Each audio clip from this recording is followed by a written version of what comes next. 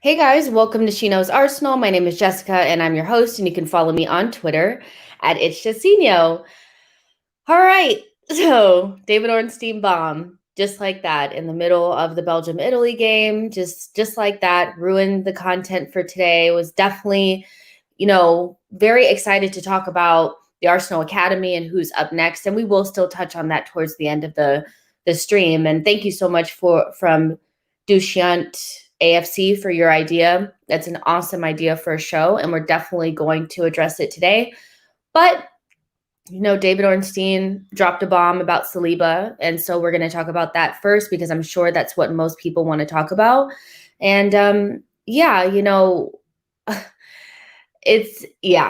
mean, the knives are out. Twitter is on fire. Arsenal Twitter is crumbling. I mean, it's crazy. But to be honest, I just feel like we're just so anxious as a fan base that any little thing, it's not really a little thing, but anything that doesn't really sit right with the fan base is going to be kind of blown out of proportion before we actually know what's happening. And not to say that, Saliba's not important, which he definitely is, but I just feel like we need to maybe have a little bit more of a calm conversation about what's actually happening. Remember that we're not privy to every single thing that's going on behind the scenes. So assumptions lead to all this anxiety. And, let's just kind of, take a step back, relax, just let's talk about it. But that's not to say that the conversation will not get a little bit emotional / heated, because it is Saliba. And I know that he's a pressure point for the fan base. So there's 42 of you guys watching already. That's amazing. Make sure that you like the video and subscribe to the channel. And I have the pleasure of speaking to George today about, we brought him in for the Academy conversation, but I think the Saliba conversation is also a good one to have him on. So I'm going to bring him in. Hey, George, how are you? Good. How are you? I'm good. So, apparently on Twitter, I'm digging myself a hole or something by feeling like, this Saliba situation for me is just one that I don't really want to make assumptions on anymore, because I feel like I've done that and it's led to me being wrong about certain things. And it just, somebody said you're so hot. I love it. So, I don't know. I'll talk a little bit more about how I feel about it, but I want to get your opinion because I know you're a huge fan of Saliba. So, and for you guys that maybe are not, you weren't online, David Ornstein kind of dropped a bomb during the Italy-Belgium game and said that Saliba will be going on loan to Marseille, and they're negotiating the loan now. We know that Saliba had a meeting with his agent and the Arsenal hierarchy, earlier this week.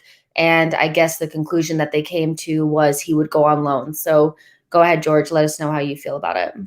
It's really weird. I've been so busy at work, so you're all going to get a very raw, unfiltered, unprocessed view about the whole thing. So very strange. William Saliba. Okay, the reason why I struggle with this is because I think he represents a lot of the divide right now in terms of the managerial appointment, where he's everything that many people believe is representative of what's wrong with how he conducts his managerial career at this point. And whether you're approving or disapproving of that kind of decision, that becomes an extension of Arteta in or out. Now, I think on the Saliba, look, I kind of differ with you, Jess, in terms of how I believe his ID in terms of being able to start in the Premier League. I make no mistakes about it. I mean, I was Saliba season, I'm now officially George, but, I carry a special place in my heart for Saliba, and I believe he is ready to start in the Premier League. But, the one thing that I'm trying to understand is Mikel Arteta is facing the most divisive moment of his managerial career, kind of no matter how much I may believe the talent is there, factually, there is zero precedent to having a top four club trust a young under 23 center back partnership that's yet to play a top flight game together, not just individually, but as a partnership. And so we're not just talking about individuals here. We're talking about the center back partnership for a top four club right now, who also is in transition. So for me, I struggle. I believe he can do it personally on my talent ID, but I understand the doubt because there literally is zero precedent for that to happen. And to ensure that the team is kind of in a more stable state back in the Champions League, perhaps with, a squad that's more capable of facilitating his type when he then becomes homegrown, I can maybe push to understand some devil's advocate answers for this. But I think it's really important to understand when you're making conclusions and drawing personality traits about what Saliba must be feeling, it really has to be taken into context because, the GFN news does not help when there's straight up lies being told about the situation in terms of how Saliba is handled at Arsenal Football Club, because the idea that he isn't communicated with, the idea that we don't have a loan manager in Ben Napier and Mikel Arteta, who has kind of on record been known to communicate to every loanee, including Emile Smith-Rowe, I find it very hard to believe that Saliba wasn't informed by his standards, whether I agree or not, he wasn't ready. So I kind of want to throw that out in the bag right now because that's a really weird assumption to make. If you want to argue whether he's ready or not, I think that's a different question. But in terms of understanding the relationship between Saliba and Arsenal, it's very clear that Rennes, kind of screwed up the loan at that sense. And, it wasn't Arsenal's fault in that sense that, the loan was a decision that we made, but it wasn't their fault that, it was perceived to have been lasted long. It wasn't Mikel Arteta's plan to keep him for that first 4 months. So I think a lot of that hatred in that aspect is a little bit misplaced. Now, if you think Saliba's ready, again, I want to reiterate, without Europe, and if he was coming in to be a rotation player, this is very poor for me. In terms of Saliba, and I really want to look after him, and if he is part of the long-term plan, a loan is 100% the right thing to do if he's going to be rotation in this current Arsenal squad. That is 100% true. But in order to make me feel really happy about that, I need to see it paired with an extension.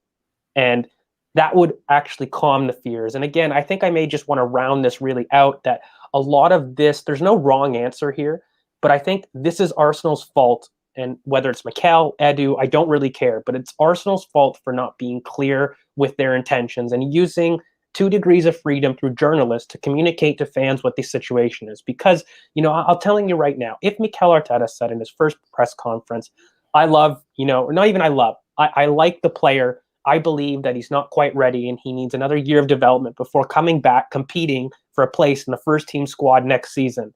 That simple sentence, not even I love or I like, that quells a lot of fears about a long-term extension. And, you pair that with the actual extension itself, it would make sense if it's a long-term development ploy, right? And I think that's more of the critique at it because I'll be honest, it's not a playing issue. It cannot be a playing issue because on ID-wise, we see what we employ right here. It isn't a question of talent. It's whether or not can you guarantee in your most divisive managerial career that an under-23 partnership, not player, but a partnership, is going to secure you top 4 in a league that you have less talent in compared to others. Like, is that something you're willing to bet your career on? I don't know. It's never been done. There's literally zero, like, you can't argue with me about Fofana because he's paired with an experienced player. It's a partnership that hasn't been done. So, look, I get it. I think he's ready. But if you're telling me, George, no, he's going to be in rotation, then yeah, I prefer a loan because I'd rather he gets the minutes 100%. So that's basically my like couple thoughts on it. I'm disappointed as much as everybody is because I wanted to see him. I think he's ready. I've watched him. But once again, look, if he is part of the long-term plans, we need an extension. That really is what it comes down to, right? Like if there is no extension paired with it, then you do have to start to question, is that idea of him being part of the long-term plan actually sustainable? Right, exactly. And it's just the lack of clarity. My issue has always been, where does he stand? Are we going to, at some point see him in the first team? For me, it's not when, it's just, is there a plan for him? And I'm still not quite sure if there is. I know that David Ornstein is saying that there is a long-term plan for him. We only really know when it happens or not. Next season he can be, or the season after this one that's coming up, he can be in the squad or he could be sold. So I'm not saying that, based on what David Ornstein is saying, that means that that's exactly what's happening. All I'm saying is that I guess I would rather just wait and see than spend an entire year believing something that could potentially not be true. And I went out of my way to be upset about something without actually know what's going on, and IFE is saying this is the third loan in a row. It doesn't look nice. I mean, is it actually the third loan? The one at Saint Etienne was cut short because the season was cut short. And then he went to Nice halfway through the season last season. So really, he has a couple of pieces of loans. And what David Ornstein was saying in his report is that they want him to have a full season uninterrupted. So my kind of thoughts on this is just, I was never convinced that Arteta would be playing Gabriel and Saliba together in a partnership next season. I've always felt that way. And I was like, if he tries it, I wouldn't be upset. But the amount of pressure that we're under, I'm just not really sure the fan base understands the severity of we need to get back into Europe. And we saw that this last season, just a couple of mistakes really kept us from being in the top 6. That's just a goal here, a mistake here, a bad pass here. And I don't really feel like we should be putting Gabriel and Saliba under that level of pressure. We see that even the David Luiz is somebody who has a lot of experience, even like, Rob Holding, players that have been around for a little bit longer, even they crumble under the pressure. It's not just about being in the Premier League. It's about being in the Premier League at Arsenal and an Arsenal team in decline. That's a lot of pressure to put on two very young center backs. And I struggle to see who leads the back line between the two of them. So, for me, it just never really made sense. It never really made sense. But I do agree with you that I think if you were to tell me like, okay, well, he'd be a rotational option versus, a starter somewhere else, then I choose a starter. I guess the only real question I have is, why could he not have went on a loan in the Premier League so that he could have gotten Premier League minutes? Is that something that you would have preferred to see? Yeah, like 100%. Like, I'm not going to sit here and act that, I'm a fan of this Marseille loan. He's done it in Liga, and we know about that. And so if you're looking at from a perspective of Premier League experience, where would I have ideally liked? I would have loved Newcastle. But look, I think I'm trying to, if I'm going to go and extend the olive branch that, he was treated badly last season, I believe that this was done based on his preference, where Mikel probably said, we want you to go on loan, right? And look, there were offers from Newcastle. That's not in debate. So, in terms of him having an option to play in the Premier League, that was there. Like, he could have chosen in order to do it. And ultimately, I think this was him saying, I would prefer to go to Marseille. And this is Arsenal obliging with that. Whereas if I was the coach, I would say, no, you're going to Newcastle. Like, I would have preferred that to happen if I was in charge of his future. But if he is asking for a chance to be in charge of his future, then I can understand going to Marseille on loan, where, by the way, we're probably going to send, it's probably makes sense in terms of his also personal life right now. Again, it's a new country. Like, there's so many variables, in terms of Saliba. I think look, I fundamentally love the player. I think he's an absolutely elite prospect. Okay. But I use the term prospect because factually, until he performs in those minutes, I can't guarantee the things I believe he has. I just cannot. And again, I really just go back to thinking, I think Mikel is looking at this where he likes the player, but he cannot guarantee, because he hasn't guaranteed that really to anybody. And, when you look at it between Saka, between Martinelli, and his handling of youngsters, he's not afraid to do youngsters. So it's not, I really get annoyed when people say he doesn't play youngsters. Well, no, he does. Actually, if you look at it, Arsenal are the third youngest team in the Premier League. Not only that, they carry the most teenagers playing significant minutes for a top six or traditionally top six club. That is also fact. So it's not that he doesn't like youngsters. What I think he doesn't like is unpredictability, right? Because at least with Smith Rowe, the idea was he was going to give Odegaard. Like when I look at the cases here, he always had a experienced predecessor before giving the opportunity to anybody, right? Saka had Pepe in theory, but he didn't perform. And then Saka stepped up and he performed in the Europa League, right? So, but to begin with, he has chosen experience. Now, I don't agree with that. One of my mantras on Twitter is profiles over experience, but I'm trying to understand the man and I'm trying to understand this decision. This is where I'm coming to.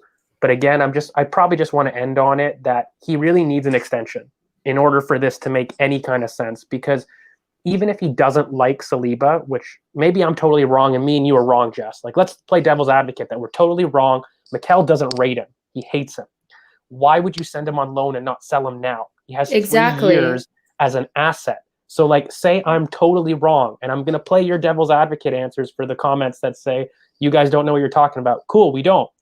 But if he's an asset, why in God's green earth are we not selling him at 3 years as opposed to 2 years into his contract? 100%. Does not make sense to me. So I have to believe that there's a plan we're not being told, just like there was a plan last year when we weren't told about the Rennes thing. So this is where I'm at with it. And I believe that the only way to maintain this positivity is with an extension. Right. I agree. And I was thinking that. I was like, well, if they just don't rate him and we need money for a rebuild, just sell him now. He's still worth about what we paid for him now.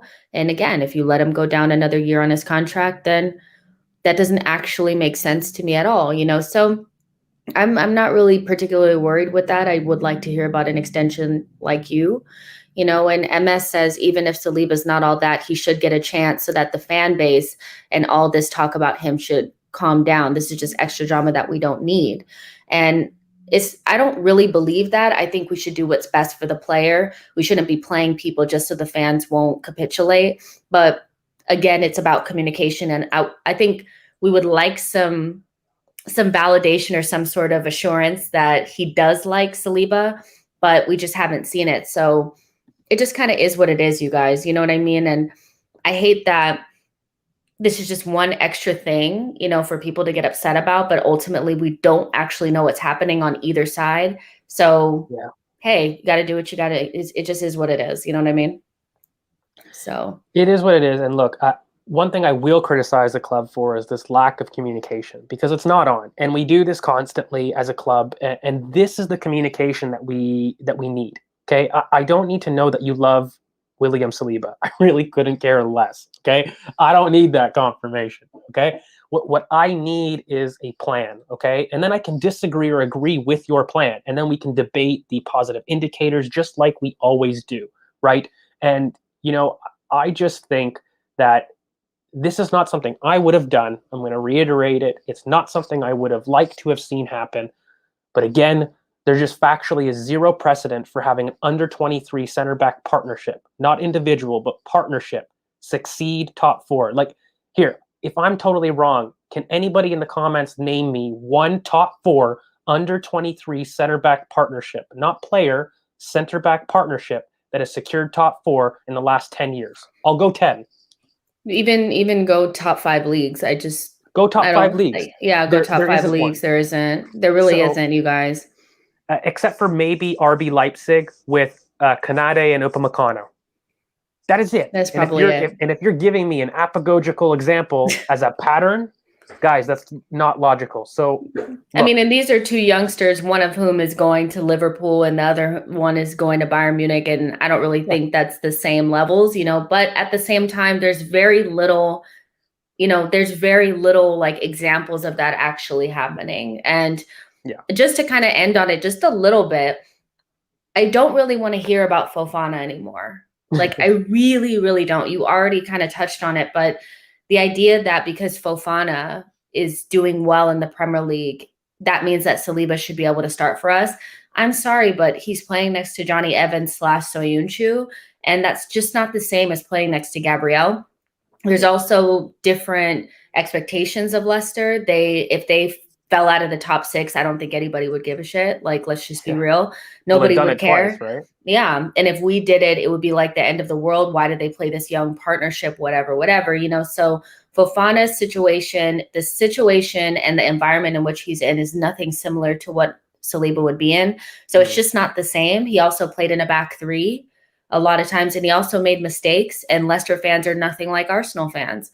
So I just want to put that out there. But Matt G also makes a really good point that he says, I assume this means we are signing Ben White. And I don't know if it's Ben White, but then and we know for sure we're signing a center back, don't we?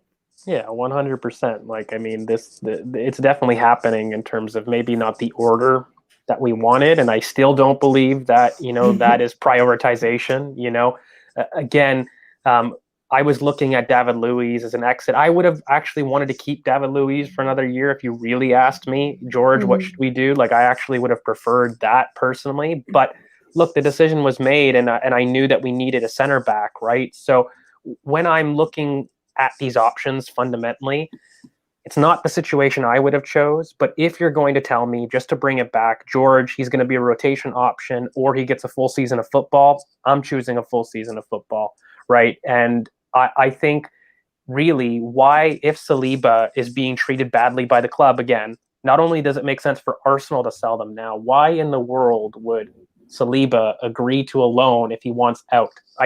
I really don't understand the logic if the idea is we don't see him part of our long-term plans, right? I don't see the reason for him staying on his side, but either for Arsenal to not sell when your asset is factually larger now than it will be in a year. And so it doesn't make sense for me there, but I will admit all of my positivity and optimistic about him still being part of the plans is contingent on a contract extension. I will say that, because if he does not sign a contract extension and we continue to not talk about it and not give clarity to the situation, then yeah, there's nothing wrong with the idea that maybe he just isn't part of the plans. And that for me is baffling, but I'm not going to refute that as a possibility. I'll give credence to it. It's just, I think he needs to sign an extension, and this all makes sense. Yeah, for sure. And there are people in the comments saying that, well, Ben White is 23 and you're saying under 23. You guys, you know what we mean. Ben White Ben does White has not look. 150 appearances in the Premier League, so it's Yeah, not an inexperienced partnership. yeah, So, yeah. exactly. It's just, you guys know what we mean. Tomato, tomato. Like, it's like we don't need to nitpick. You know what we mean. Ben White, the difference between Ben White, Saliba, and Gabriel, you can tell because there's a comfortable, like, he doesn't look out of place. Whereas, like, I think Gabriel had a very rough adaptation year in the Premier League. It just is what it is, and also playing in English football at whatever league actually gives you a little bit more experience than coming from an outside league on the continent. So it is what it is, you guys. It is what it is. So let's move on to something a little bit more positive. And there's about 81 of you guys watching right now. Make sure you like the video and subscribe to the channel. We're going to talk about Academy now. And I think, who is it in the comments? Let's talk Arsenal. I think your name is Dushyant AFC. Thank you so much for this, you guys. Honestly, I'm going to just continue to do this. We're going to call it Viewer's Choice. When I get creative block or whatever, I'm just going to ask you guys what you want to talk about, and then we'll just make it work. But we've kind of chosen a couple of Academy players or people in and around the Academy that, that we want to kind of highlight, and I'm actually going to leave it to George mostly because you definitely know more about the Academy than I do, and I'll give my little 2 cents here and there. But we've chosen Aziz, Keto Taylor-Hart, Serjan, and Okonkwo. Yeah. Right? Okonkwo, yeah. Yeah, so let's start out with him first because Yeah. we could also kind of roll into the goalkeeper situation a little bit. So Hmm. yeah, let's start with him first. Arthur Okonkwo. This is somebody that I have very high hopes for. I love Arthur Okonkwo. So he's 6'6", for people that don't know.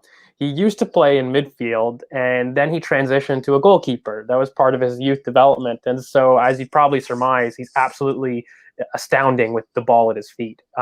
In terms of, similar players in his age category, he's among the best ball playing goalkeeping prospects out there. Just in terms of, for people that may not know, in the last 2 years, both Dortmund and Chelsea have been avidly trying to recruit him because he's absolutely such a great prospect. He even lost a year to personal tragedy, and he took a year outside of football, but he still has these elite Cubs looking at him because, in terms of a prospect, there really doesn't get much better than those fundamentals. He basically trained exclusively really with the first team kind of last season. There were times he was in and out, but generally he was with the first team training. And so for me, he's absolutely ready to be in the rotation this year. And so what I would do is I'd ideally love for him to be a third choice goalkeeper and working up to becoming that backup keeper. I don't see a point in keeping Runnerson when, you can solve these backup spots that will unlikely get a game, but may get the odd cup appearance if they want to. With Arthur Okonkwo, I think he's definitely able to do that because it's not really an experience thing at the second or at the third backup kind of mentioning. Second backup keeper might need a little bit more experience, but I think Arthur's ready to step up, and he's definitely the goalkeeper for the future, right? So if you're looking at age ranges, he's in the perfect age range for somebody that's 26, 27. A good 6-year gap is something I always look for. So yeah, I couldn't be more high on Arthur. So if you had to compare him to another goalkeeper that we know well, who does he kind of profile with or next to, do you think? Okay, it's very weird because the idea that somebody is so good with the ball at their feet but is 6'6" is not common. Like, he's in that Jan Oblak domineering mold where he feels the goal. He's great on penalties as well. So he gives off that aura of just a solid keeper, but then he's got the skill like Andre Onana to really play out the ball from the back. So I really think he's very unique, and he's going to be very raw because he is still a boy. Like, when you look at pictures of him, he's quite skinny, but when you start thinking, if he fills out that frame, that's a little scary, right? And if you're already starting at 6'6", being 20, and his ball playing feet, they're immense. Like, he plays like a midfielder. If you watch him, he's very, very good with the ball at his feet. So your inclination would be David Rea, but he's not 5'10". He's 6'6". And so, yeah, I would maybe hazard a guess at somebody in the Oblak mold, but again, he's good with the ball at his feet, and that's not Oblak too. So he really has everything if you wanted to cook him in a laboratory. What's the perfect Mikel Arteta, goalkeeper? You're probably going to be looking at him. 6'6", sturdy hands, great at penalties, and great with the ball at his feet. And he's commanding in his box. So, yeah, he's got everything. But he is young, right? He is only 20 years old, and so he needs to fill out. He's still a boy. But yeah, he's definitely somebody for the future. Awesome. I don't think, when's the last time that I guess, Made a goalkeeper. Emi Martinez? Emmy counts. Emmy counts? Yeah. So, I mean, that's pretty exciting. Yeah. Goalkeeper, it may not be that exciting of a position to always talk about, but I mean, if you have somebody of that profile coming up through the ranks, it's got to be exciting, So yeah. I like that, So let us know in the chat box what you guys think about Okonkwo. And let's talk about Serjan. What do you know about him? Okay, Catalan Serjan, he's another one that's really underdeveloped, but he's even less so than Arthur Okonkwo physically. Okay, they actually have him on a special physical regimen, him along with Charlie Patino, who are really highly sought after youngsters, but they're both that are very underdeveloped physically. And so they are going to be looked at in terms of players that need a little bit more physical development in the league. But in terms of a type of player, think of him as kind of a Rosicky 2.0. I love him. He's an attacking midfielder that is very quick on the ball. He's somebody who speeds up the tempo of play. If you ever remember, Thomas Rosicky, he was somebody who very traditionally would take the ball and just speed the tempo of play. He has those quick feet in that burst kind of in midfield that he gets by players. The only criticism that maybe I would have of Catalan Surgeon is he's just not physically quite ready with the other people in his league bracket. But in terms of technique and on the ball quality, he's as good as, what we've produced. We've produced these type of players before, so you're not getting anything new. But I think he would profile most to like Thomas Rosicky if you were to be looking at maybe a player comparison for him. So when do you think, a player like Surgeon would get into the first team? Is this somebody that we should be looking at, to maybe play some cup games this coming season, or is it a little bit too far out for him? I think it's too far out because of the physical quality. So I think one of the benefits of having a lot of these youngsters that have broken through for us is they've been so physically developed. That's not the case with Catalan Surgeon. So I actually view him as 3 years out, maybe 2 at a stretch in terms of being even ready. I'm not a fan of, providing these kind of opportunities to those that aren't physically ready because they're still growing in and filling in their frame. And I don't find that it's necessarily beneficial for them, to be honest with you. I would rather provide those opportunities when they're physically ready because I've always said this, I can't out coach athletic limits. And so for myself, experience is great, but he can do that on loan. He can do that through other development paths.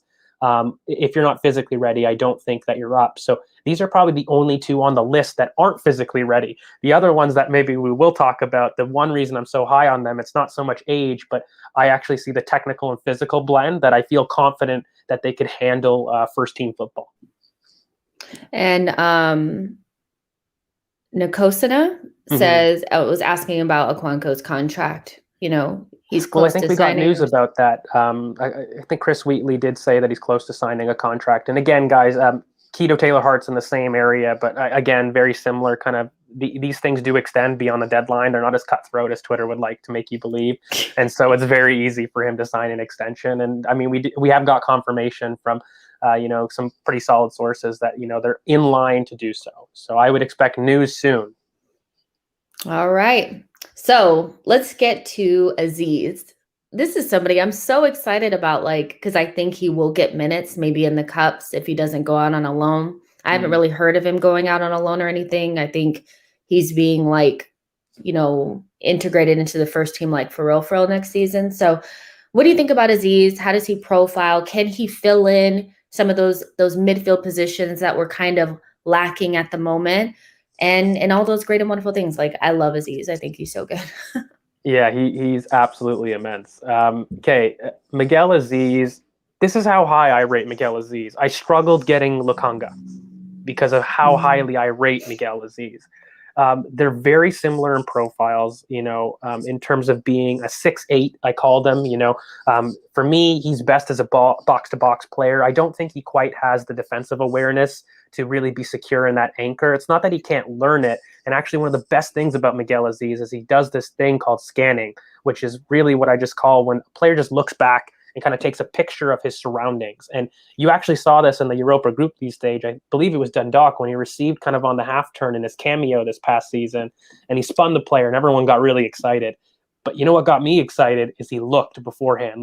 That is the positive indicators that I look for kind of a youth prospect, especially in midfield, to see if they're going to be elite or not. And, Arsene Wenger famously said, scanning and taking 100 pictures, is what the key metric is for any midfielder looking to advance their game. And I happen to agree. I mean, he's somebody that, I'm very high on. He's definitely somebody that has played as a 10, and then he got dropped a little bit deeper. And, this past season, Per Mertesacker said there might be a chance for you if you were to focus your game as more of a deep lying playmaker. Personally, I didn't see it. I wasn't a fan of it because when I did watch him, he had these defensive awareness instincts that I think are lacking, but very similar to Lukunga, right? I wouldn't feel comfortable having Lukunga in a lone 6 pivot. He does a lot of the things that Lukunga does great, half turn, dribbling. He's got a great long shot on him. He's just an all-action midfielder that, is capable to do many roles, but I actually prefer him deeper when he drives because I feel as though he doesn't have the cuteness in the final third for me to be a number 10. Even though he played there, I feel as though he's best when he's bursting past players and using his physicality to affect different areas of the game because he can pick up deep. He can affect play in different boxes. So I wouldn't really restrict him.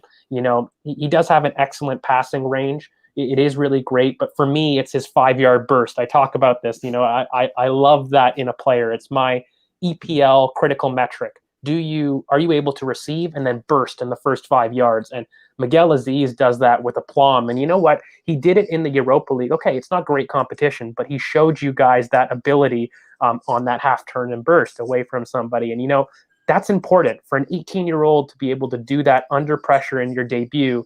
That says a lot about his character and where he's at. I would encourage everybody to look at the I think, oh God, who's that Spanish journalist? The very famous one. I'm drawing a blank. He had a very good interview with Miguel Aziz. Balaguer? Oh, Guillaume Balaguer? Guillaume Balaguer, yes, that's it. He had a very good interview. If anyone's looking in terms of the personality of this boy, he's just a focused leader. So yeah, I think he's excellent. I rate him a lot more highly right now than Charlie Patino, who maybe some people have mentioned, is because Charlie is one of those like Catalan who's physically underdeveloped. And so while I love Charlie in terms of his mindset and his ability to kind of evade pressure, I still consider him very Rodri-like in a sense where he's going to approach challenges a little bit slower, and that's not really a fault maybe of him quite yet because he's underdeveloped. So I don't want to say that's a permanent thing. And he's just a couple years away physically, whereas Miguel is ready now. Like he's able to ride challenges when you see him, and he does it quite regularly, and he's done it with adults. So I'm very confused with the Lokonga purchase for his chances, though, I will say, because they're very similar in profile. So maybe the idea is to send him out on loan and to let him get minutes, which I'm not opposed to. But yeah, in terms of a player, you're looking at very similar profiles with him and Lokonga. That's interesting. And because he moved from like the number 10 position into more of like a 6-8 type role, is there some work that needs to be done defensively just to kind of shore that up a little bit? It's his awareness. As kind of said. Yeah, like it's his awareness, really. It's nothing. Look, he scans. So when you're trying to kind of project these things, he's not like Guendouzi. So I use this example, right? So Matteo Guendouzi is very similar. A dribbly 6'8" that we all know had defensive awareness issues and seemed lost in space, right?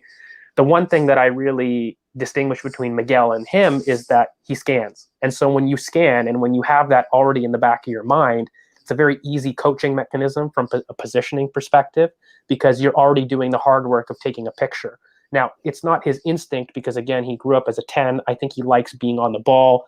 And when you have these types of players, it's really important to understand those instincts. So, yeah, you could convert him, but I think it's actually at his detriment if you were to convert him to a 6.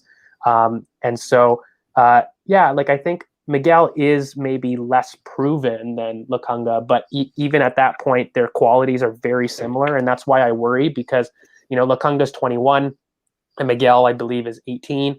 And so it's very close in age. So if you're trying to envision a midfield where they may play together, they're going to clash in terms of roles and the zones on the pitch that they really like.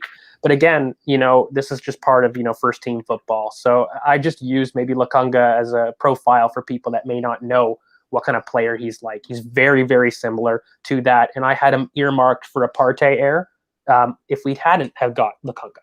So, yeah, that's the kind of player that we're getting. Well, I mean, maybe he takes over for El Neni when El Neni eventually leaves, because we will still need, the squad. If eventually we get into Europe, we will need to expand the squad. Maybe it would be best for him to go out on loan, get some experience, then come back in and be ready to actually step in for cup matches and, group stages and things like that. But I do really like the player. So it's tough though, Jess. The only thing I want to add is I don't think people are realizing that we've lost 3 pivot players. Ceballos, Torreira, Guendouzi. I know they weren't here, but in terms of squad management, it's a big upheaval. Granite, Yeah. That's 4 pivot players. So look, he could stay to feature. Yeah. But and that's totally a possibility, and I would put him on similar levels as a Lokonga personally, because while sure, Lokonga played in the Belgium league, I don't consider that enough experience that I'm like, yeah, he's miles ahead in terms of his development. So they're in similar spots, but yeah, very exciting player. We should all be very excited. What's a plume for the people that don't know what that means? He does it spectacularly. Amazing. There's about 70 of you guys watching right now. Make sure you like the video and subscribe to the channel.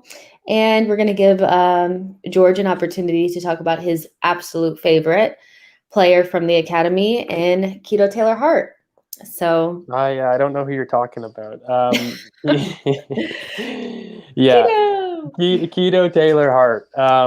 Yeah, where to begin on somebody like him? Okay, look, so he's your typical kind of Arsenal forward, right? He's very versatile all across the front line.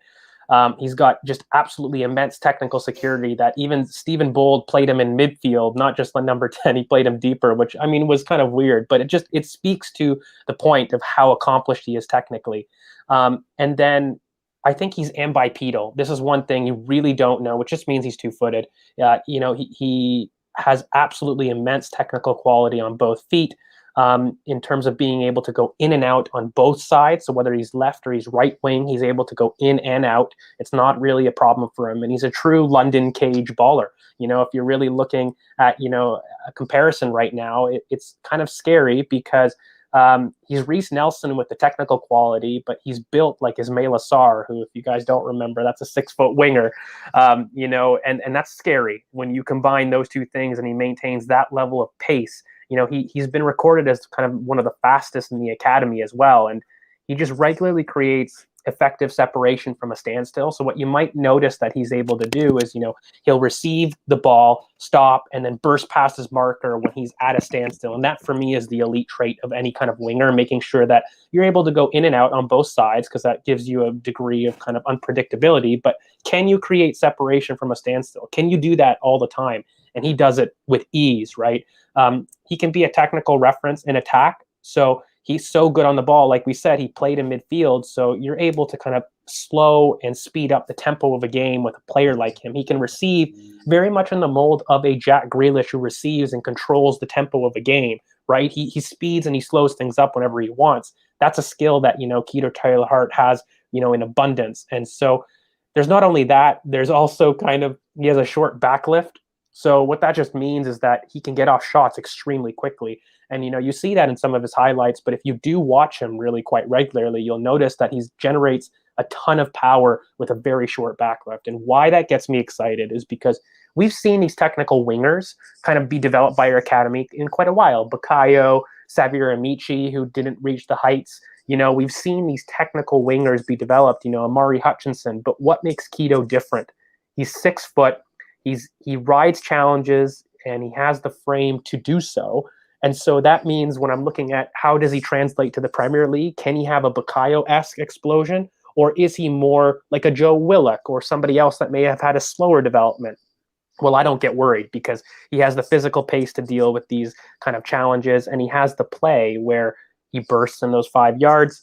He's physically able to ride those challenges. So when you're trying to guess, because this is all guessing as being a youth person, those are the positive things that I look at, that he's ready for first team action now and doesn't really need to go out on loan and learn anything. You're not going to teach Keto Taylor Hart anything that he doesn't already want to do with the ball. He can do anything that he wants, and he has the physical physique to handle it. So yeah, he's my probably favorite prospect now, but also that we've produced, period. That's how highly I rate him.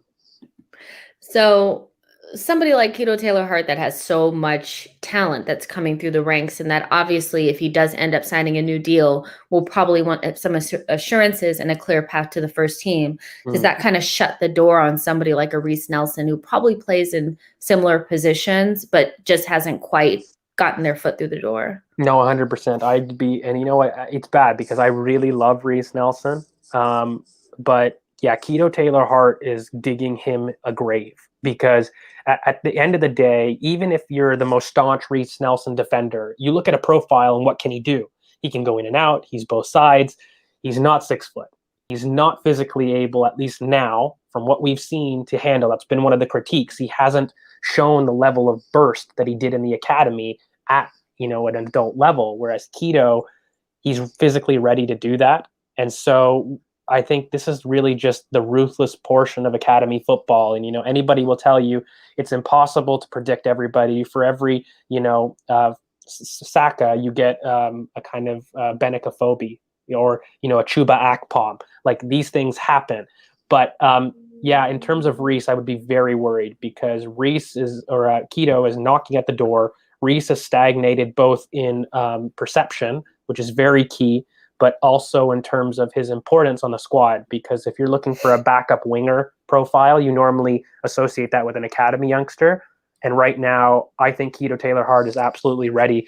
And I worry that I think Reese is going to be sent on loan, which I probably would do, by the way. Like, I think he does need a He loan. needs a loan, yeah. And so I actually would do that, and then Keto take his place in the squad as the backup academy winger. Yeah, and AK Gunner is quite adamant about putting this point out here that Arteta doesn't like top talent, doesn't trust youth talent. And I think we've kind of already dispelled this myth and debunked this just a little bit. If that were true, Saka and ESR wouldn't be featuring in our squad. You know, you may look at somebody like Martinelli as, there was this myth going around that he hated Martinelli and was going out of his way to ruin his career. But I mean, he did have a very bad injury that needed to be taken care of. And since then, he was playing pretty much at the second half, or the last half of the season was getting playing time, just because he didn't play Guendouzi, which is really the only person that stands out to me, but we still know had some issues. I don't really know where this really comes from. You know, Saka and ESR are our best, youth talents, and they both pretty much start every single game. So I don't really know where this comes from. George, where do you think this comes from? I don't really know where it No, it's I come think it's from. narrative. I think he's hesitant to use youth. I'll agree with that kind of premise. I think he does prefer experience, but in terms of facilitating youth development, he's very clear to do an amazing job with it. I think that's totally the other direction of narrative that doesn't speak to any sort of facts, because we have Reese, or not even Reese. He's brought through, I think, now 8 youngsters in terms of making their first team debut. Just last season, we gave Valerian Balogun, Miguel Aziz, we have ESR and Bukayo Saka as mainstays inside of the starting 11. You had Ainsley Maitland-Niles, who he trusted in his FA Cup Willock final run. Willock. and Yeah, the examples really are kind of endless, but I agree he's hesitant to trust an unknown youth talent over an experience. That I'll maybe get on board with, but to say he doesn't, facilitate youth development is kind of just really false. Exactly. And I guess I just think that, like, he should be a little bit reluctant just because of where we are, and because I mean, the youth talent that came in back in the day were coming through the team with already established, really good, like, better players above them that could help them kind of, like Cess talked about this all the time, that playing with with the Invincibles gave him the cushion and the ability to make mistakes without it being such a big deal. We're asking young players to come into a team that's already very, very young and expect them to Lead. thrive and lead a really declining Arsenal side. So if Arteta wasn't careful with young players, I would think he was quite reckless. And I agree with, I think somebody put it in the chat, that if anything, our young players are playing more than they probably should be. So I guess I would say I don't really, agree with that. But I use the Gabriel Martinelli example. I'll tell you from a pure medical standpoint, in terms of the procedure that he got and what surpassed, that's a perfect example of Arteta prioritizing a youth development over minutes on the squad and success on the pitch. Because coming off of a meniscus tear injury like that, what happened was, you saw him roll his ankle, and I'll just tell you from a physio perspective, not to get too technical, that was a neuromuscular dysfunction. So it really is common post-surgery when, you don't have, basically your muscles and your nerves don't line up because you've been out so long. And so you have a weakness there. And it's very, very common to have ankle sprains, pulled muscles, maybe even hamstrings, these kind of things coming off, particularly kind of a knee surgery or a knee layoff. And for me, if you guys notice in that period, we were struggling and people were yelling at him to play. And, he received a ankle sprain in a very innocuous warm-up. That just shows you that he wasn't ready physically.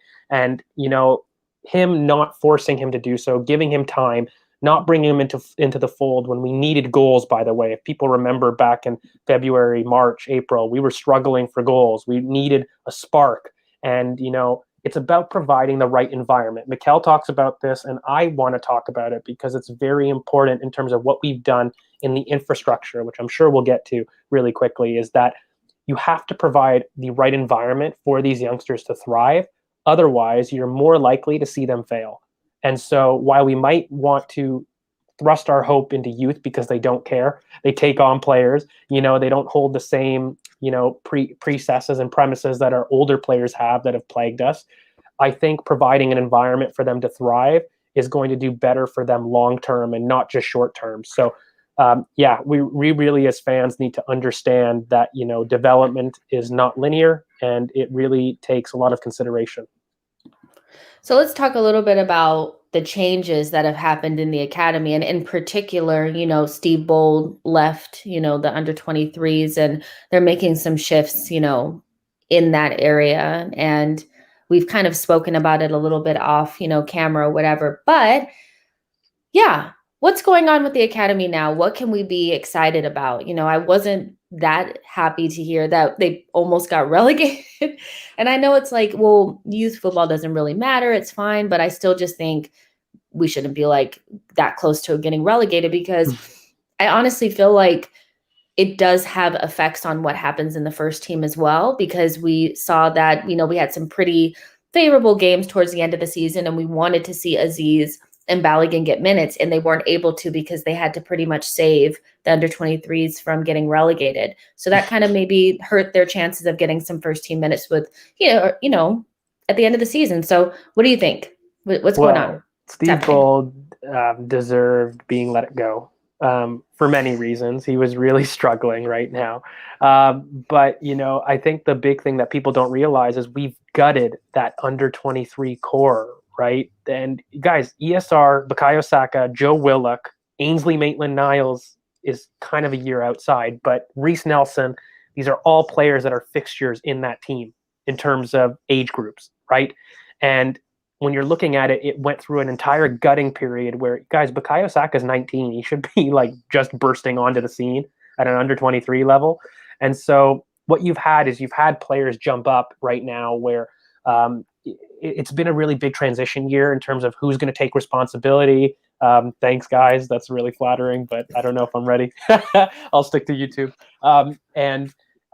They were in a very big transition period, and they really didn't have any chemistry. Like, none of these guys had played together. And if you guys noticed, like, Per had to actually recruit almost 8 youngsters from abroad in order to fill in a lot of the squad. And so that under 23 team had an insane amount of churn. And of course, Steve Bold, like I've said, I don't think he was the greatest coach. I think it really impeded him. But why I'm really happy, maybe we can go that, is that we've gutted our dealings in terms of, since Per's come in, he's really changed the infrastructure about what kind of coaches we employ.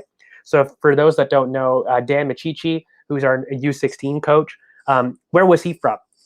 So he was from MK Dons, and he was responsible for a lot of the stuff that Dele Alli got, in terms of his year, and he was responsible for that production. And he also was kind of head of youth recruitment there for a while. And then he went to the England FA for a couple of years before Arsenal poached him in 2018. That's really important because we seem to be doing this trend in our youth setup that we're recruiting from the English FA, who absolutely have been immense in terms of their restructuring. And so when you look at the under 23s, the candidate that we're potentially looking at is, Kevin Betsy, who was the U18 English FA. So you're starting to see a pattern right here. And what we've done is we've asked Ken Gillard to kind of take a step up to the under 23s, who was our under 18s coach. And he's responsible for communicating with Ben Napier, our loan manager, to organize youth loans. Now, why is that so important? Guys, it's unbelievable to take a youth coach and turn them into a youth manager loan in terms of understanding where these players will go for the best success. So we've already had a great idea about having a loan manager interview for the job, but having a coach who knows the players inside out and what their tendencies and what their weaknesses are, he can actually tease out that, that team that may come and interview and say, look, this is the style that would best suit him. I know what he'll thrive in, as opposed to maybe just using the teams to come in for an interview process. And I think looking at those coaching recruitments, though, that's a very big change from what we did in the past about recruiting others, in terms of there's a clear plan of recruiting from the English FA. And, they've been largely successful. Kevin Betsy, by the way, is really famed for that U17 England World Cup that won, the very famous one. So in terms of, competency for the job, there really doesn't get much better domestically. And that's why I'm really excited, because we've turned into our domestic youth to have the best domestic coaching. And we've poached it from some of the best minds in the England FA. And so that's really, really exciting. Yeah, I'm excited for it. I mean, I feel like youth development is a big part of the fabric of Arsenal Football Club. We've always had excellent youth products. And even if they're not doing well in the league, you can't say that we're not constantly producing really good talent. And I think we can even still do better with that. And there's been questions about our homegrown situation and how we can, we've kind of spoken about this before, but how we can use the academy better to also address homegrown issues, within our first team squad, and make sure we are adhering to the new rules, making sure that we have the right amount of homegrown players, and kind of almost killing two birds with one stone with using our academy players to fill in gaps in the squad, but also give them decent minutes so that they can be good assets for the first team squad anyway. Yeah, and I mean, look, I've said this famously on Twitter. I believe we have the best under 23 core in world football, and the under 18s are actually a lot better that are coming through. They're better than this under 23 crop that we're having coming through. You've got your Miguel Aziz, you've got your Keto Taylor Hart, somebody that we haven't touched on, Zayn Monlouis, who I'm absolutely a massive fan, a Rolls Royce of a center back, guys. When's the last time we produced a center back? Well, here you go. Zayn Monlouis is absolutely immense in terms of his elite ball playing. Like what a killer name. Oh, it's Zayn unbelievable. Louis? It's unbelievable. That's a killer name. He passes the name test, right? So he's got to be good. That's my new name on Twitter. I'm changing it.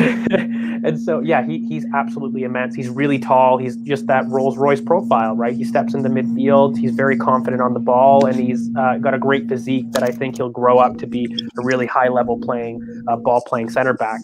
Another one that people might know a little bit is Daniel Ballard, who I think has our absolute best pure defender that we've produced, really. He had an excellent loan with Blackpool, and now has gone back on loan to Millwall into the Championship, who are kind of contenders in terms of the playoffs, I'd say. So I think that, Daniel Ballard is an excellent prospect that, he doesn't get the praise because he's not great on the eye. He does need to work on his ball playing, if I had to critique him, but he is the best pure defender that we've ever produced. And he is ready after a season in the Championship. I see him doing a Ben White situation where, you have a year in the Championship and then potentially being able to come in into the first team the following year. Another one that, no one's mentioned is Brooke Norton-Cuffy. This guy is an absolute immense right back prospect. How much do we need a right back right now? This kid is like Kyle Walker. He's an absolute beast, very, very big physically. Like he's only like 18 and he is in the under 23s and he just looks a man, he commands the flank. He's very powerful, very much in that Kyle Walker mold. So he is absolutely somebody that, is I've guaranteed for first team football. I always go like this, I could very quickly name you a youth prospect that I'm very confident about going in the first team everywhere except for left back and maybe left center back. Those are the only two positions that I don't feel confident in the options that we have right now. And that's why I really wanted Thierry Small, and I still do. Not only do I think he'd be great, in terms of helping us in backup cover, but, he solves that real hole in the under 23 aspect. I think left center back is something that we may have to look for. I like Brian O for people that may want some names. That's a kind of foreign player abroad, but he could be brought in order to add to the homegrown talent. But that's the only position. If I go through Arthur Okonkwo at goalkeeper, you got Brooke Norton-Cuffy, Zayn Monlouis or Daniel Ballard. Not too sure about the other two, but you've got Miguel Aziz, Charlie Patino, who is an amazing deep-lying playmaker. Half of the reason I really don't want Locatelli in that profile is because I believe we have absolute world-class deep-lying playmakers in the role. And, of course, they're young, but I have them earmarked not just to kind of participate, but to really play a role in this team. You then go up into, the left wing, Keto Taylor Hart, who you said, Catalan Surgeon in attacking midfield, right wing. We haven't even talked about Amari Hutchinson, who, by the way, is just absolutely electric.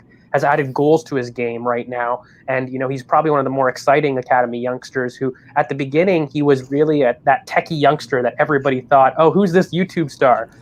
He took a little bit of kind of off the boil. He wasn't, generally good in the in-between groups. He was always okay, but, he didn't physically develop. And then he added goals to his game and output this past year, and he's become a real force. So right wing, you've got that. We've already produced Valerian Balogun, and we haven't even talked about Tyrese John Jules. And I know I'm just listing names. That's what I was just about to ask you, because we can go through and do some predictions for some players, because I kind of want to talk about what we think the projection is for some of these players that people are talking about. But, I mean, John Jules is kind of a little bit forgotten. Moeller as well, Matt Smith, these are all players that are still in and around.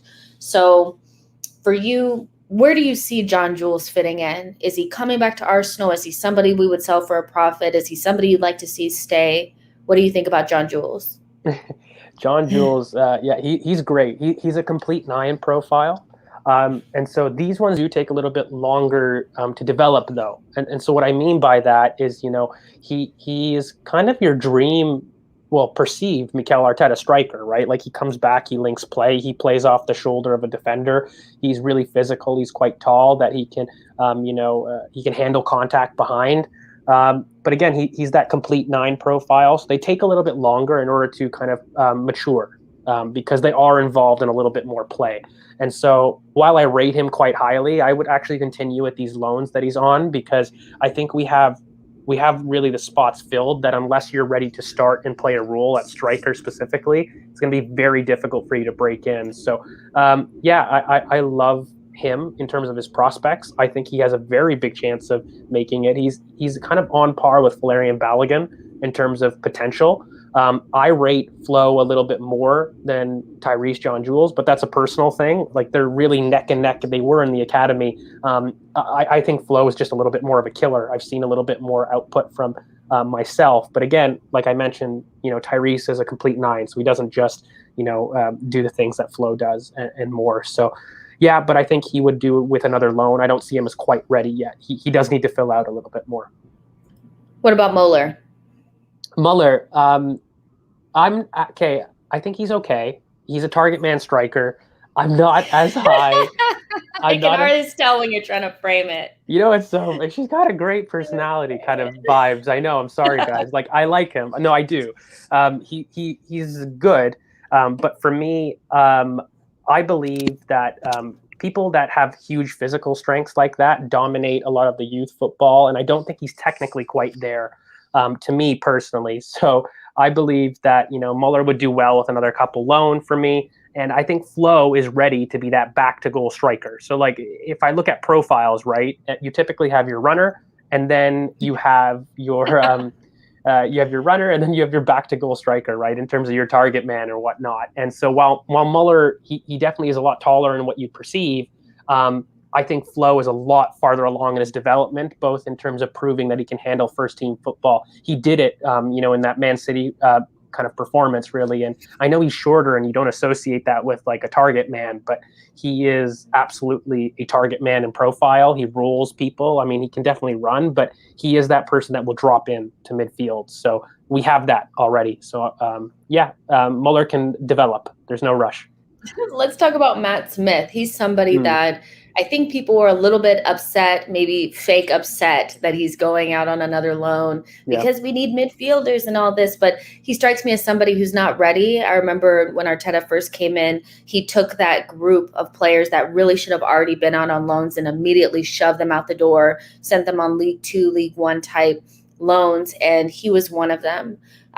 When I've seen him play, I thought he had a nice eye for a pass, a really nice player to watch, very smooth on the ball. What do you think about Matt Smith, who also, I think, has more trophies to his name than Harry Kane? I hate we both went there. Matt Smith. Okay, what I struggle with Matt Smith, though, is he doesn't have that 5-yard burst for me. So he's excellent on the ball. He sees things like far sooner than a lot of players, and he has that through ball, Hollywood pass that everyone absolutely loves. But I think in terms of translating to men's football, he doesn't have that 5-yard burst to get away from players, and so he needs a little bit more space. And I think those profiles need a little bit more development because physically they aren't there and they're going to be overpowered. And if you don't have that burst to get away from players, then you're really going to struggle to influence the game at a men's level. And so the reason why he's probably out on loan a little bit more is just I think he needs to develop athletically. I really don't think that he's ready to really figure in the first team. For example, Miguel Aziz has that. And so that's where, even though they might be, if I actually remember, Matt Smith is similar, if not older, than Miguel. And why I believe Miguel is ahead is because of physically he's far more developed than Matt is. So, yeah, I think that's the reason. Okay, let's work our way through some more of the more well-known names, that are still Academy products from Hale End, So let's talk Reese. We already kind of spoke about him a little bit, but I mean, where do you think he's going to end up long-term? I have a hard time letting go just because I feel like there's so much talent there, but I have questions maybe about his, not commitment, but I feel like he's comfortable, and he had an opportunity to go out on loan, decided not to, and that really hurt him.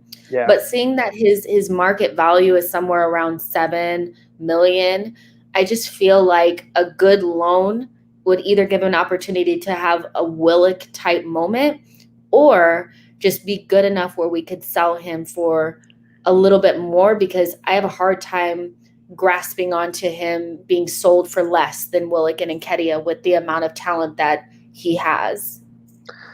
Yeah. You know what? I think wingers are the most, probably the biggest churn in academy football, right? And I don't think there's a man out there or woman out there that would look at Reese Nelson and say, technically, he doesn't have it, right? But the issue that I have with Reese is I don't think mentally he does. And when I see what he has done in terms of his appearances in the first team, he lets the occasion swallow him up quite a bit. He plays within himself. And I feel like even when he went on loan to Hoffenheim, he had some great spurts, but when you're having a level of consistency in output, you're going to need to impose yourself at some point. He is, at an age where I can no longer use that he's new and he's doe-eyed to the experience, and I need him to produce. And whether it's through niggly injuries, whether it's through, him not imposing himself on the team, because he certainly has the talent to do so, right?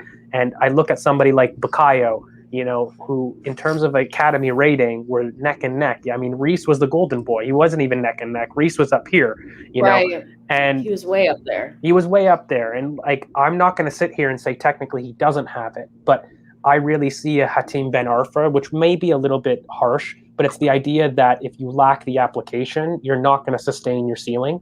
And I unfortunately see that with Reese. And I don't think it's a negative, bad attitude of not really hitting the mentality. I think it's from really, I talk about this, but a killer. Youth football is so unforgiving. It is so unforgiving that when you have an opportunity, you need to take it, because you've got Keto that's breathing down your neck right now. He's putting up the output that you were in the academy, and he's 6 foot and he's ready and he's the new thing. You've had 2 years of really an attempt at a first team impact and you haven't taken it. So that's where I'm at with Reese. Unfortunately, I'll say it right now, I don't think Reese ever fulfills his potential, period, because I rated Reese among one of the highest that we've produced too. You can't not, he had the potential to do it, but I don't think he ever reaches that, because mentally, I just don't think he's ever secure enough to really make use of the talent that he has. Yeah, 100%. It's just, he's been around for so much longer than I think people really realize. At one point, he was in one of the youth England sides. I watched him play with Aaron Wan-Bissaka. And he's at least 2 years younger than him. Yeah. So he's been playing up this entire time. So really, he should have had his breakthrough. He should have had that Saka type, where he was a little bit younger, breaking through. He had the opportunities, but didn't take them. And, there's comments that he'll go and become the next Gnabry. Maybe it's he goes and he becomes the next Gnabry somewhere else because there's not the pressure of Arsenal Football Club. And I'm not saying that that's what happened with Gnabry, but not everybody makes it at Arsenal. And I'm just want to put it out there that if he leaves Arsenal and becomes something great, it's not because we didn't give him opportunities. It's just because it didn't work out. It's not a stick to beat Arteta over the head with. He had opportunities. And I don't really believe he's been mistreated. But let's talk about Willick, somebody that I feel like we definitely have a disagreement about in terms of like where they should fit in. So I'll let you go first with Willick. Where do you think he'll end up? If you could predict his next season, what would that look like? In his career overall, what does that look like for Willick? I have immense backing of Joe Willick. I think he could be anything he wants to be. When I look at that profiles, it's very, very scary to have the level of physical competency and dribble competency itself to go through the thirds at that age and have output and product and kind of actually have goals. And, I'm not having this because when he went to Newcastle, he's proven that he can do it at an EPL level. Willick, if you like Ryan Gravenberch and you tell me you don't like Willick, if you like Jude Bellingham and you tell me you don't like Joe Willick, I don't really look at your opinion because it is a very similar profile, okay? And in terms of understanding what he is, though, he isn't a pivot player in my mind. He's best as, the left center mid in a 3, personally. That's where I think he has his best kind of focus. For me, Joe is an absolutely insane talent that will be a Premier League level, like 100%. In fact, it's not even crazy to say that. He's proven it. He is Premier League level. The issue I have is Arteta truly in that 4-3-3? Because, by the way, if he is, Joe Willick is your perfect 4-3-3 player. There doesn't get better than Joe Willick in terms of a talent for a 4-3-3. I'm just not convinced that's really what we're going to be going towards. And so if that's the case, that's where I struggle, right? And I've always told people this, where I have this rule that I don't sell anybody that's an academy lad until they're 23 with at least 50 appearances in their preferred position. And I do that because I have, anxiety about them breaking out. And so I would probably let them go out on loan. But the only but I'll make is if Mikel is set, that 4-3-3 is not, his go-to formation, then maybe we should sell him while his transfer value is as high as it is at this point. That's the only reason I would accept it, but I would do so begrudgingly, saying that Joe Willick is absolutely an insane talent.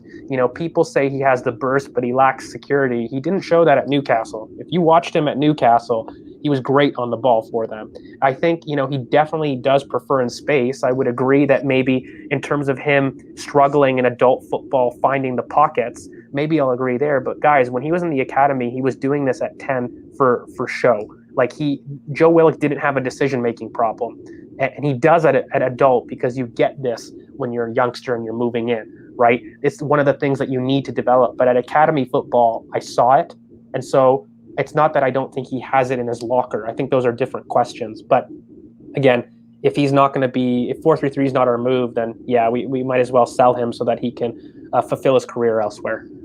I mean, but the only way to be a good footballer is not to be like a techie player. I think that's a misconception, is that we think if they're not, all like little midfielders that we've always had, the very technical Barcelona type, like very tight on the ball, very slick type ballers, that they can't be successful. And I think that there's other ways to be quite dangerous. And for me, Willick, with, like you've already said, his physical build, his eye for goal, his eye for space, that's quite dangerous. And he makes the hardest thing in football look very easy, which is scoring goals. And you really can't say that you would rather have somebody who's more technical on the ball than somebody who can score goals. Like, what I mean? We're talking about the end result, Just to add to that, he has one of the best first touches of the academy lads out into space. He very rarely takes an extra touch. He receives and goes in one motion. Like, those are the partay skills that everyone freaks out about, and he has those fundamentals. Let me put it to you this way. Anybody that picks up the ball in our own half and can run the length of Anfield and take a shot and put it up top right corner is not somebody that lacks technical skills.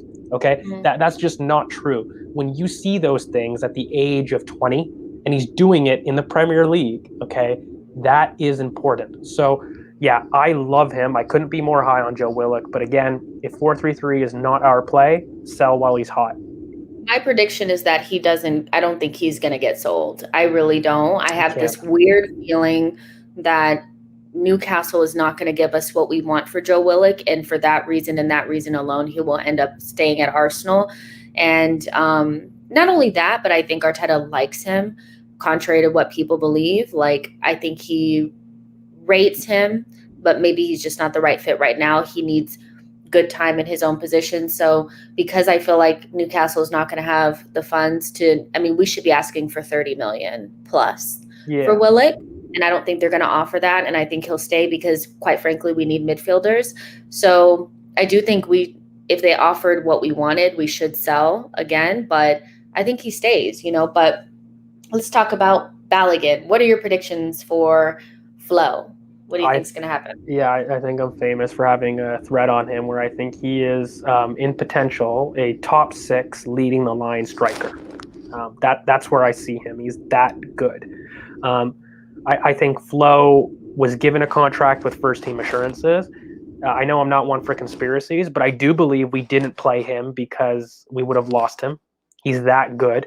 He's that ready to come in and to actually become a fixture in this team. He has everything that you want. He finishes bottom corner. He's been earmarked by Pierre-Emerick Aubameyang far more in the past. He's an absolute killer. He's somebody that comes in, can roll markers and burst into space. He's so technical that he could be a left winger. He really could if he wanted to. He's really great on the dribble. He's very quick on the dribble, and he attacks space. And I've said it before, he's a killer. Like, he really is. He's got that mentality and that arrogance of a striker. He does. Like, maybe it's not everybody's cup of tea, but I freaking love that personality.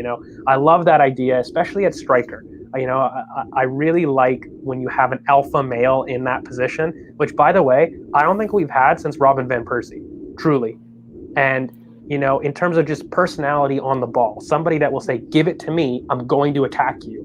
And if you actually look, I think that mentality is what has led to our most successful youngsters. ESR, Saka, what would you say of even Joe? Like, those that have performed in the Premier League, they have that mentality that they will kill you and they will attack you. And again, just look at Flo's Man City cameo. If you really want, just have a look back at that game. He tore Ruben Diaz apart, and he took that back line apart. And if Kolasinac could keep his head up, he would have got him a goal. So I love Flo. I think he's here to stay for a while, and I believe that he could lead the line for us, very possibly. Yeah, I think he has a breakout season next season, and whether that's at Arsenal, in cup games or whatever, or maybe if somebody gets injured, or if that's at another team, I think he's prime for a breakout. I think he was quite captivating at his cameos. He wasn't somebody that kind of just folded in and just kind of disappeared. He really stood out. And even when the ball wasn't coming to him, you could see that he was making the right runs. And I like the runs that he made. They're quite different than Aubameyang. He likes to come short and go in behind, peel off of the shoulder. I like the variety of things that he can do. And gosh, we need an all-around striker. So I hope that he can do it for us. And let's predict ESR. What is he going to do for us next season? I mean, I think he has not a point to prove, but I think he's going to want to show that those last couple of months weren't just a little blip. He has so much more to give. And I think ESR is going to add goals to his game. What do you think? Yeah, I said it for a while that, ESR is just physically underdeveloped right now. And we're seeing him at like 50% capacity. If you look at that Tottenham shot, that's what I always use. When I look at physical development in terms of can somebody score goals, look at that crossbar shot that he did with Lloris, where out of nowhere, nobody predicted it, popped it with a very short back lift and rocketed into the crossbar. He had been doing that at, academy level for years, right? But it was the first time I saw it in an adult game, okay? And ESR could do anything. He's one of those. He's up there with Bukayo in terms of ceilings about players, about maybe who's among the best that I really believe. ESR is a scary prospect. I think he's doing a lot more than Grealish did at his age. I mean, I don't think that they're the same player right now. Please don't confuse me. I know somebody will clip that, but in terms of he thinks he's just as good as Grealish. Oh, no, exactly. No, I think he'll be better. Like, if we're looking at ceilings, I do think he'll be better in terms of the physical capacity. What he's doing both on and off the ball is crazy, and then his technique in the dribble. I think he's our best dribbler in the squad. Better than Saka. Saka's more of a push and run dribbler. He's a very good dribbler, don't get me wrong, but in tight spaces, take a look at ESR against Villarreal again. Take a look against ESR against Thiago Silva. Like, on the run, the speed of ball and dribble, he is our best at the club in doing that, and he attacks space, and I think goals are just a matter of time, really. And But I do think they're 2 years away, maybe a year away. I still have him earmarked for kind of 10 goals and 10 assists maybe next season. And that's because he basically had 5 goals and, and a couple assists already. I think he had like 8 or 6 goal contributions already this season, or maybe 7. So I think I'm just, projecting maybe he doubles those kind of contributions with a full season in mind. And that's assuming he doesn't improve, right? Yeah. Like that's just assuming like the amount of time that he's played in the Premier League. I think he doubles it. So I love ESR and Bukayo Saka. I don't think he's ready for the center yet, and that's why I understand the Maddison links. Really, I do, because he does get it. He will get that power, but he's just a year or two below. I think, look, he took a step this year in terms of physically handling the league, right? I think he needs to cement that next year, and he still hasn't believed that he's part of the squad. Like, Bukayo knows that he's the leader, right? ESR is still happy to be there. He's still beating his chest like the academy lad, which I love, right? Like, but yeah, he doesn't believe it's his team yet, and I think that's really important. So I think he'll have anywhere between 15 to 20 goal or assist contributions next season. I think in the Premier League we're looking more at 10 goals and assists specifically, but in all comps I think he gets 20, and I think that's what we're looking towards. Yeah, I 100% agree. I believe in his talent. I think it's a little too soon to be the starting number 10. I do think we need to invest in a creative midfielder to play through the center that can help give ESR the time to develop on his own terms and in his own time. Like, I fear for his injuries, and I saw him get pushed off the ball quite a bit last season, and I know he just needs a little bit more time. He needs to cook a little bit more. But ultimately, like, this is a player that I feel like in a couple of years can be so influential for Arsenal / even maybe the English national team. I think he definitely has Southgate's eye. He's different even to Jack Grealish. I know that he gets that comparison because of the way that he plays, but in terms of his physicality, if he fills out at all, the guy's going to be an absolute demon. Like, he just is, So for me, ESR, I think he'll have at least 10 goals in all competitions, I think, for sure. Something around that mark, but I don't want him to have the pressure to do that, if that makes sense. Like, I don't want him to be like under so much stress, But what about the main man, Bukayo Saka, star boy? I mean, he's already world class. I hope people can make that claim now, even though I told everybody beforehand he's world class, and he's absolutely insane. He's getting Jordan rules at international football. He went from somebody who's just lucky to even be in the squad to being relied upon. And yeah, what can you say about Bukayo that hasn't already been said? Look, I don't want to talk about the player profile. I want to talk about the intelligence, because maybe this is me getting political, but I do think there's a problem with players, unfortunately, of that background, not getting the credit that they deserve in terms of their intelligence. And the only reason I do this, and I don't want to get political, is because he is so intelligent. If you were to ask me what is Bukayo Saka's best attribute, football IQ. Somebody that excels world class at left back, midfield, and attack does not come very often. Somebody that has, by the way, a goal or assist contribution in every phase of play. Right wing back, he has it. Benfica. Left back, he has it. Left center mid, he has it. Winger, he has it. So yeah, he's just insanely intelligent. The sky is the limit for that kid. He's got Bayern Munich level talent. Like that's what you're looking at. You're looking at £100 million player, very, very soon, if not already. I mean, I already believe he's the man of this team. He's the technical leader of this team. Where does he end up? I honestly have zero clue. I was convinced he was a Clarence Seedorf type kind of player, where he would be like a left center mid superstar or a 10 kind of area. But for me, what I saw at right wing, he's going to be an absolute beast there. So I would prefer him stay at right wing. I think people tell me that he's not really proficient in the box. Just watch his shooting technique. He's got an insane shooting technique right now. He doesn't have the composure quite yet. I'm there with you. But in terms of technique and can he do it, yeah, it's absolutely insane. So I am ready to give him the keys to the kingdom. Mate, you want Arsenal, you want to lead it? That's fine. This is your team now. You're the captain. Yeah, I love Bukayo Saka, and I see people in the chat trying to tell us like to calm down, and I'm just like, no, not calm down. If he played for any other team and was doing what he's doing, you guys would be like, why don't we have that player in our team? The only reason why we don't rate him or trying to just to play it down is because he's on Arsenal. Like, and if anything, even if we go overboard, just do it. Just love it. We have really good young players in our team. And does it really hurt to just say that they're the best players ever? That's what everybody else does. We all know that, everybody's academy kid is the best to their fans, So I think Saka deserves it, but not only just because he's ours, it's because he's actually that good. And other people that matter feel that way as well. I don't know why Arsenal fans are trying so hard, like not to heap praise on the kid. He's just that good. And I remember reading that, I think they know that there's no chance of them ever accomplishing this, but Bukayo Saka is Borussia Dortmund's replacement for Jadon Sancho. That is who they'd love to bring in. And I mean, he would cost them easily what they got, for Jadon Sancho from Manchester United. More, so maybe. Yeah. So he's that good. And even if he's not world class right now, he has the ability to be that. And I think we should be excited. I love Saka.